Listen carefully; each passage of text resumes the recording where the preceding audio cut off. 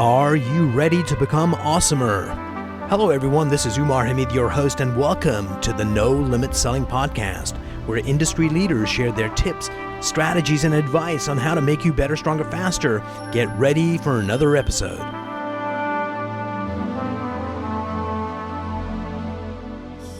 Hello everyone, today I've got Jared Marmen here. He is the founder of Chord. Jared, welcome to the program. Hi, thanks for having me. So Jared, you've got this amazing device. It's a collar that goes on dogs to help owners train their dogs in an elegant, scientifically proven method that has revolutionary results. Tell me about the technology. It's basically just applying animal behavior, the stuff that's happened in the last 20 years with the mobile technology we have, where we can know to a high precision, where the dog is in relation to you and understand what we want it to do. It's very simple when you think about it. Just to always be there chaperoning the dog when you're not. That's a big problem. And the other problem is dog owners not knowing what to do, because there's all sorts of stuff you need to figure out. And it turns out that they're really simple, but we make it complicated. So it's just guiding you through the simple things to do to have your dog fit into your lifestyle, whatever that is. So walk me through. An owner says, okay, I need my dog trained, rather than go get a trainer. Yesterday I was talking to a client. He says, hold on just for a second. And he was ending a training session with his dog. A trainer came with this choke collar. Sure. And he goes, the choke collar is the best thing ever. Right. And I was thinking, no, it's not. Chord is better. It's certainly a method. My theory, and I think the research backs this up, is if it doesn't feel right, it probably isn't. If there's something in you that's worse to live by for everything. Probably, but if it's like, if you have to justify something by, they don't feel that, they're different. In the end, we're all mammals and we all learn the same. And our target customers for this are dog owners, pets, companion pets, and it doesn't usually feel right. If it doesn't feel right, you're probably my theory, you're justifying something that you probably don't really want to do. There's a better way, you just need to find it, and we're the better way. So let me, this is my understanding of your technology, that Sally has this schnauzer called Bob, and she wants it trained. She gets your technology. Right. She gets the collar, charges it up, not to shock the dog, but to be active. Right. Puts it on the dog. Right. She has an app that she downloads. Yes. Answers a couple of questions. One of them, take a picture of the dog, so it's very personalized. Right. And then you ask her questions like, how do you get your dog's attention? She goes, I call him Bob. Right. And she records it in the phone, so the collar understands. When I hear a Bob, I know it's a command coming. So a couple ways. So it's the voice recognition. So the collar hears her say Bob. It knows it's Bob. Will start to vibrate. That vibration is a very good way to get their attention. Not to scare them or incite fear. Just that sense of touch works very well with them. And then also we can play that through the collar too. So the dog knows its name's Bob. It hears Bob. It looks around. That sound comes from the collar. They pick that up right away. So brilliant. So one of the things you need to know is how quickly Bob responds. So how does your app acknowledge that? As an owner, do you have like a little timer you hit go? No. It's designed to be really hands off, and the app is really for setting things up. The collar measures it. We want the phone back in your pocket when you're playing with your dog, because we learned early on that it's very unnatural to hold a phone and pet your dog and throw a ball and pull out dog treats. The phone needs to be away. But we measure just at the millisecond level. This is when you said something. This is when the collar vibrated. This is when the acceleration stopped in this direction and started in this direction. And brilliant. All that data, AI, buzzwords, neural networks. That's really what it flows into, to optimize when we apply that vibration, so that we start you out playing with your dog, and we're going to say, all right, let the dog go away, call it, give it a treat, give it back. Oh, you're doing great. It's been 5 minutes. Stop. Don't too much.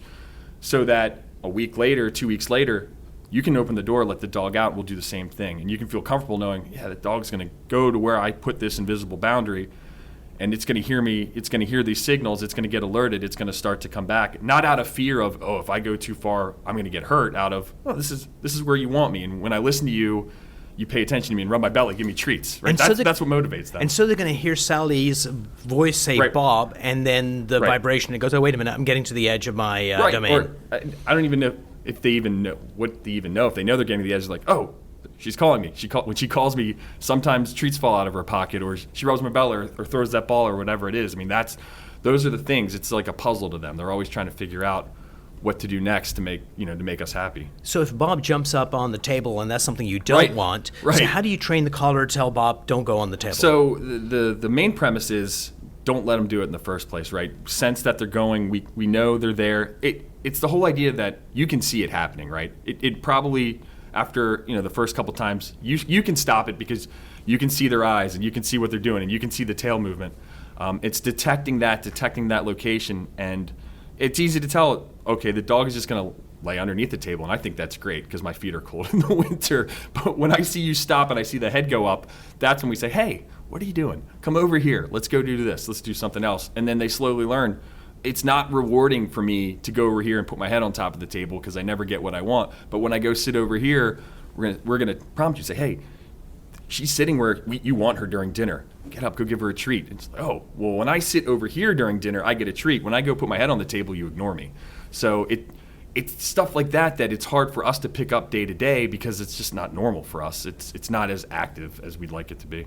One of the things I liked about the technology is sometimes you can't see improvement for a long time, but this technology lets you know that, hey, there's improvement happening. They stopped sooner. They came back faster. Absolutely. It might have been by half a second, but it's improving.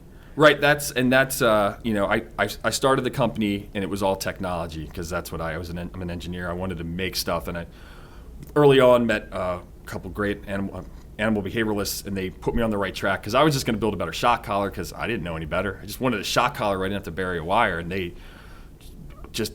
we pivoted. They showed me this research. It was amazing. And then over the next couple of years, I realized the problem is human psychology, right? It's that you talk to a dog owner, well, what's your problem? What did you try? Why didn't it work? I can't do it. My dog can't do it. My dog's stupid. I don't have time. None of that's true. It's the doubt that creeps in when it's not working right away. And that's the most powerful thing for us is, hey, it felt like you didn't do anything. It felt like your dog didn't stay, but he actually stayed half a second longer than yesterday. And when you walked on the leash today and he was pulling, you actually walked 20 feet further. And I know it felt like you didn't go anywhere, but people who were where you were last week and where you are today, next week, their dog never pulls on the leash again. You're almost there. Stick with it, right? That's the kind of thing where if you had that dog trainer next to you the whole time, they'd be telling you that and you'd be full of confidence. But what happens is we go home and we're like, oh, I can't do it. He can't do it. He just doesn't get. I don't have the special dog, but they're all the same, at some level. And what's nice is that's the reward mechanism for the humans. Absolutely. That's the key. It's crazy, but everyone wants to ask about the technology. Everyone asks about animal behavior, and I'm like, that's great. The problem that we need to solve is between our ears. Brilliant. Have you seen that ad for Geico where McGruff, the crime-fighting dog, is there? I definitely have. I can't remember it. So I'm going to put a link in the show notes. It's just like so funny. It's all about people talking baby talk to dogs. Right. Does Gruffy Wuffy want to go tinky boo boo? So let's get back to a little bit of your history. We'll come back to this company. Sure. So in 90 seconds, tell us who you are and what you do. I'm a engineer.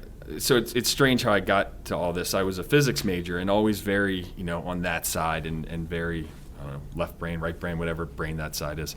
And but always interested in psychology and that's how we met. Right. when you came to Accelerate Baltimore, I mean, instantly I'm like, yeah, you're preaching to the choir with me. It really interests me how we can use technology to make our lives better. And this area just seems so neglected to me you talk to people like, I want this to end, I want this to stop, and I'm like, well, we have the parts, and I'm waiting for someone to do it. Finally, I couldn't take it any longer, and I just did it, and the way it dovetailed into, luckily some of the experiences I had working for the military with navigation, robotics, autonomy, stuff like that, where I could see how it could be applied that way and say, oh, well, here are all the parts. Why do I need to bury a wire? Why do I need to be there all the time to watch something? Why would I want to set a webcam up? I can put a little device on there that knows exactly where the dog is and what it should be doing. Why can't I communicate it with it that way? So that's really driven me, and it will change. It'll make people's lives better, make their pets' lives better, and that will be great. And then the next part of that, solve these problems initially of keeping your dog safe, right? Outdoor fences is the big one. You want to keep them safe, keep your stuff safe, do the same thing inside. Right now, people use baby gates and put them in a kennel more than they want to. or excessive barking, annoying behavior. That's the other big one. And that's kind of how we introduce the product to the pet owner, to the consumer. But after that, when you have this technology there and we have that data, giving them games, giving them mentally challenging things to do, help, using those noses where they want a job, help them detect cancer early. It's just send them a little kit and say, here, do you smell this? Do you smell this? Go check my friend. Hey, he's been right 80% of the time. Right. You might want to go to the doctor. It'll be liberating for the pet owner and the pet. And there's just so much potential when this technology is used the right way, where, you can look at it the bad way. We're creating robot dogs, which is dystopian. The way I look at it is we're just taking away the inconvenience, giving you more time, less. You're not worried about something. You're not cleaning up a mess. You're snuggling on the couch. You're getting a wet nose kiss. You're seeing a wagging tail. Like, we can make that happen more often. And the more that happens, the less dogs end up in shelters, the less dogs that get returned. Brilliant. Everyone ends up singing on the mountain like that Coke commercial or something. Coming up with an idea and building a company around it. Right. Walk me through, this is your idea, you needed to get programmers, developers, Right. So take me step by step. So tell me about that. So that was the easy part, because I worked with a bunch of great ones, and just people I'd worked with over the years, just tapped them. And we've always had a lot of ideas, and we'd done some stuff on the side before, and this time I was like, no, I'm serious. Like, here's the company incorporation, here's the stock certificate, here's the patent attorney. Like, I'm not fooling around this time. And so finding the engineers was easy. On the business side, coming from the military Department of Defense, I knew that's where I had a hole of marketing to people, not Right. one company, not one part of the government. So how do you keep going? Because you've a gone great through question. trials and tribulations where you're trying to get investors. We'll talk about them in a Right. minute. But people are working, and they need to see an end in sight, and sure. the goal line is being moved. Absolutely. So talk to me about how you do that as a leader. You show progress, and you have to do a bunch of everything. But to continue to show progress and say, here's where we were, and here's where we are, and then sometimes just to go out and talk to the people, talk to the dog trainers, talk to the pet owners that we're testing with, and hear their excitement. And in your head, you're like, this is taking so long, and this should be better. And then they see a little bit of it, and they light up, and like, oh, this is great. I'm so excited. And they're meeting you at 8 o'clock in the morning in Patterson Park when it's 44 degrees outside. And you're like, I can't believe this person is meeting me here at this time. And they're like, oh, this is great. I'm so excited. And you're like, okay, that's why we're doing it. And just to keep moving forward, and the things you learn, and to make it better. And you see all the problems, but just to put, but there's all this great stuff, but you're 10 months ahead in your brain, just to go back and say, well, you don't know anything about this. Let me go back to the things that I thought were awesome 3 years ago. They're new to you, and just, you kind of have to keep that in the top of your head sometimes, is something I've learned. And the other weird thing, I just had this experience the other day, where people expect me to be some kind of dog trainer. Right. I'm the worst. Like, that's the only reason I'm doing this, because I was so terrible. And they're like, oh yeah, well, you're some kind of dog expert. I'm like, oh, me? No, God no, I'm the worst. I'm a silken whisperer. And just this weekend, my 2 dogs ran because my 3-year-old opened the gate, and I'm in the neighborhood, and the other one's pulling on the leash, and I'm yelling at my dogs. I'm trying to get my kids out of the road, and like, people are looking at me. I'm like, yeah, I'm the guy that started the company. Yeah. Like, but I started it because I was so bad at it, and there's a better way. So it's just, it's weird to have to remind people about that. So I don't, does anyone start something because it was solved already? I mean, I started it out of a need. Oh, almost every invention. Right. It's like, why hasn't somebody solved this? Right, already? exactly. And I just got tired of waiting. You've got people, you got payroll, you've got not enough sales yet. We have 1. High five. Yeah. Well, it was. I said no, and then I said, well, if you want to pay me that much for a prototype, I will gladly send it to you, and she'll be an investor. And so now it's getting more investors and taking this thing that's working now, Yep. and turning it into a real business. Yes. So what's that experience? What's it been like? What's it like now? Right. It's putting it out there, where just the first time of putting one in the mail and sending it to Nova Scotia and England, the 2 places we sent them, and just having someone open that box, and now I can't walk down the street or get in my car and fix what was ever wrong with it.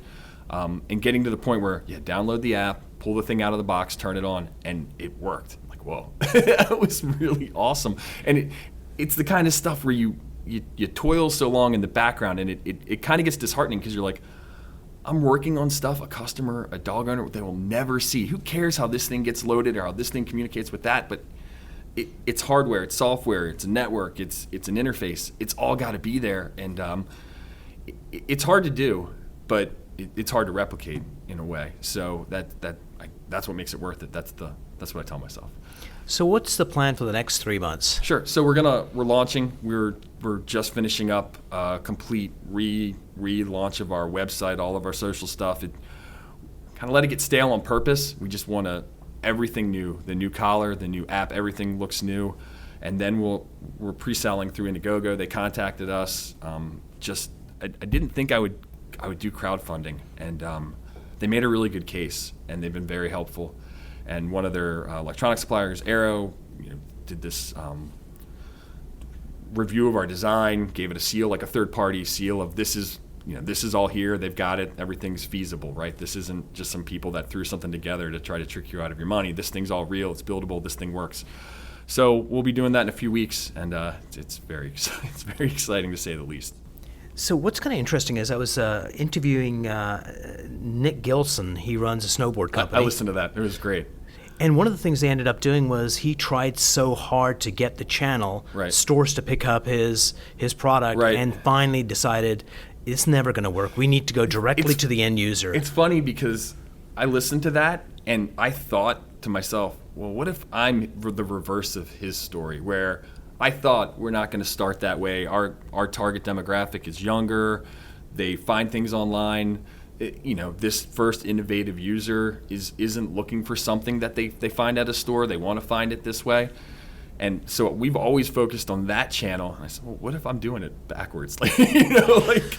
I'll find out in a few weeks here. Yeah, but testing. It's interesting. Yeah. It's funny that's the reaction I had. I'm like, at first you're like, well, I'm so smart. I knew to do it the other way. And then you're like, wait a minute, what if it's the whole thing's backwards? And I should be working on stores. Dog spelled backward is God. Exactly. I should go to churches. There you go. I was just thinking, my wife would pay a sizable amount of money. It's like, help my husband stop snoring. Can you call her, kind of give him a zap or something? Right. Or some audio feedback to roll over? It's one of the other things I wanted to do. This whole idea of precise relative positioning. I'm tall, and I would notice on a long drive, I'd get in the car and my head would hit the ceiling of the car. And by the time 2 hours later I got where I was going, hunched over the steering wheel. I'm like, well, this is why I'm shrinking. I'm like, well, it's easy. Put a sensor here, put a sensor on the shoulder, sensor on the neck. And for a human, I think an electric shock, especially if you put it on yourself, I don't want to do that. I don't want to do that because I become one building, just the static electricity. I would go from surface to surface, touching everything. Zap. I would still zap myself. It's very powerful. I can't believe we're talking about shock. Oh, I was only kidding. The collar does the exact opposite. But for humans, I have thought about that. It's a little reminder. So here's the reason I said stuff. shock for a moment. Mm-hmm. What's intriguing to me is somebody that is snoring, the decibel level of that, and it doesn't wake them up, is astounding. And so I was wondering if there was a tone, would they actually hear it? I don't know. That's interesting. Maybe their mother's voice channel. What? There's always something. Yeah. If this crowdfunding goes well, what does success look like? Keeping the band together, right? We know it's there, and we know we have a good piece, but having the solution, there's a million ways to fail, right? So it's to keep it going, to get it out there, to have more users, to have more feedback, to find those evangelizing users, right? That we found, the ones that email you like, is it ready? Did you forget to tell me it was ready? Right. No, you're going to be the first one to know, trust me. And then you're going to tell everyone you know. Just to get it on them, get their feedback. It's a lot. It's not. There's so many parts to this, and there's so much old way of doing things, right? And this is. But you find people, like we found them already, that are like, I found you because I looked for these weird words, and these weird words were on your website. I'm like, I know, they told me not to put the weird words on, I buried them so you would find them. And it's just getting them the product fast enough, iterating fast enough with them, and starting to grow without ever compromising is the big thing, I think. An essential part of leadership is having that integrity piece. Right. We don't compromise, because in the moment it looks expedient to do so. Right. If you don't hold on to those foundations, Right. then you can go down a path that Right. doesn't serve the long Right.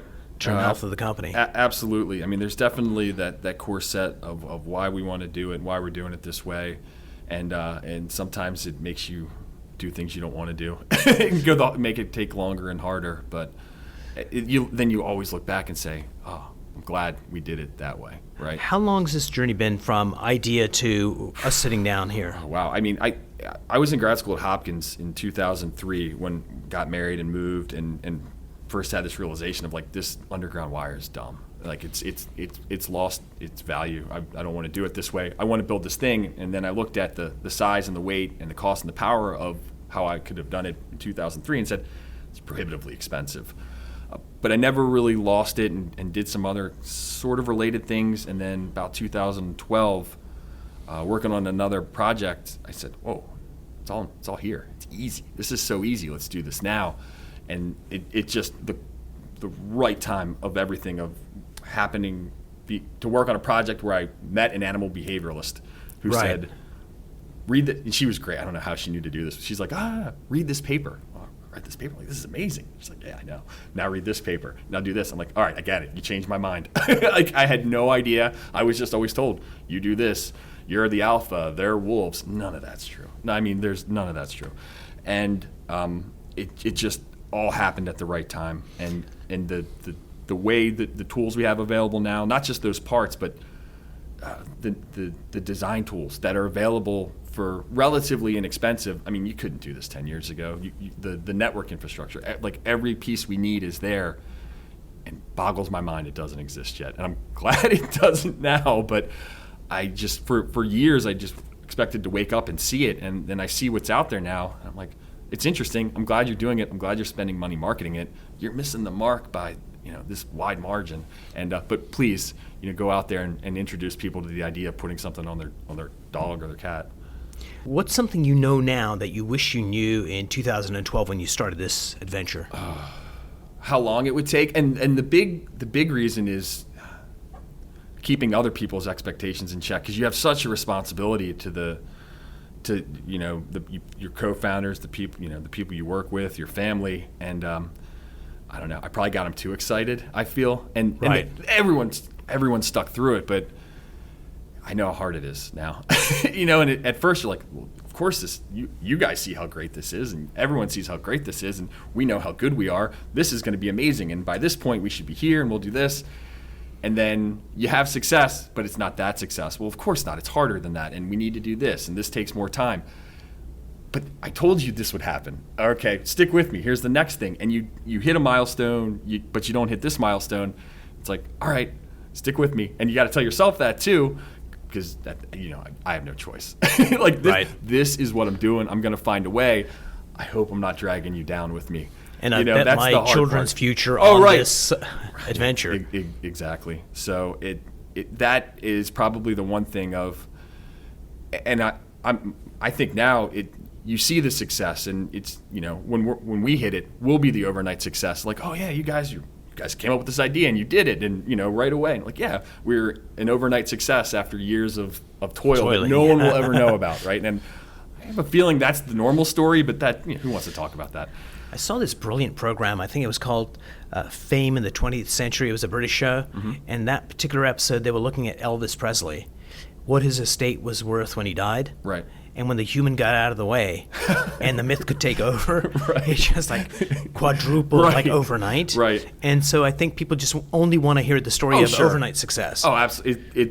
It gives you hope, right? Yeah, and, it's like a health club membership. Right. I will get skinnier as long as I have this membership. Right. No, if they Use told it? you, are you crazy? Right. If they told you like for 4 years you'll have to work and think it, have just make it hard and hard and hard and hard and hard and hard, and no one would do it. To founders of companies out there right now that are toying with an idea, right, or just started the first year, right, what are 3 pieces of advice you'd give them to get them over the finish line? Just know that it's gonna take longer. And I think you'll realize when you get there that if it didn't take longer, it probably wasn't worth it. Something else would have happened.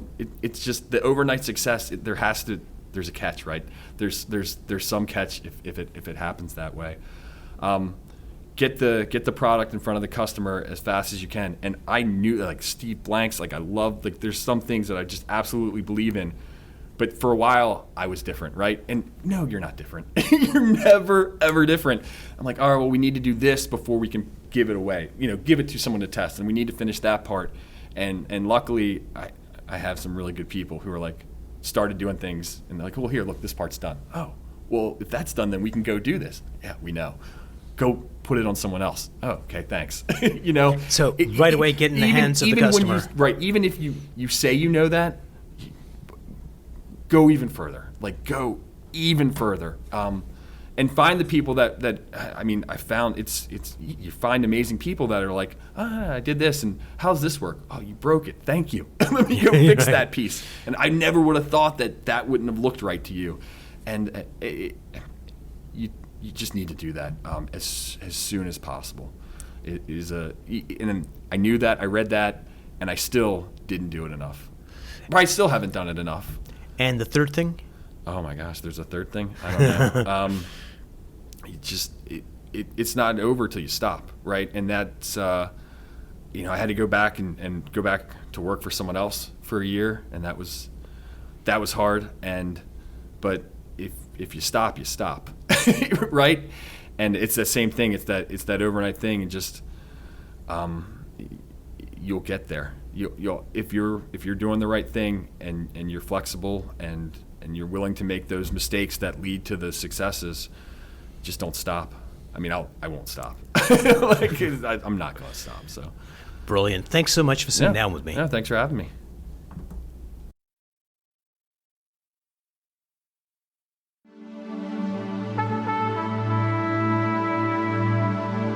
If you enjoyed this episode, please go to iTunes and leave a 5-star rating. And if you're looking for more tools, go to my website at nolimitselling.com. I've got a free mind training course there that's going to teach you some insights from the world of neuro-linguistic programming, and that is the fastest way to get better results.